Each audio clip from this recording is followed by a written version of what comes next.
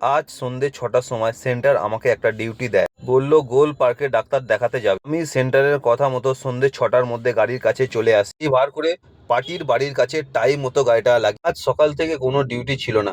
Phone করেছিলাম, phone করতে বলল আজকে ডিউটি সেরকম কোনো চাপ নেই। ভাবলাম ভালোই হয়েছে, অনেকদিন ছুটি হয় না, ছুটি হলে ভালো হয়। আমি বাড়িতেই ছিলাম, বাড়ির কাজ করছিলাম। হঠাৎ ৩টের সময় সেন্টার আমাকে ফোন করলো, বললো সন্ধে ৬টা থেকে ডিউটি আছে।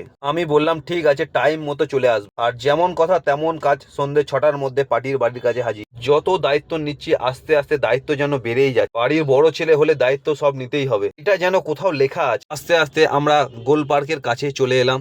তারপর পার্টিকে নামিয়ে দিয়ে আমি ভিডিও এডিটিং করছিলাম তোমাদের জন্য। ঘন্টা ৪০ মিনিটের মতো সময় লেগেছিল ওখানে। তারপর চলে এলাম বাটানগর। তারপর গাড়ি গ্যারেজ করতে চলে এলাম গাড়ি নিয়ে। তাই বাড়ির বড় ছেলে হওয়া খুবই কষ্টের। বাড়ির ছোট ছেলেদের কোনো দায়িত্বই থাকে না। বাড়ির লোকের একটাই কথা, ও তো ছোট, তুই তো বড়। কিন্তু একদিন যে আমার ওই বয়সটা ছিল বাড়ির লোকেরা ভুলে যায়। যাই হোক, তারপর গাড়ি গ্যারেজ করে পার্টির বাড়িতে গাড়ির চাবি দিয়ে দিলাম। পর টাকা নিয়ে আমি ওখান থেকে বেরিয়ে পড়লাম। একটু বন্ধুদের সঙ্গে আড্ডা মারছিলাম, অনেকদিন আড্ডা মারা হয় না, তাই আজকে দেখা হয়ে গেল বন্ধুদের সঙ্গে। একটু আড্ডা মেরে তারপর রাত্রি 10টা, সাড়ে 10টা এই টাইমে বাড়ি ফিরে চলে এলাম।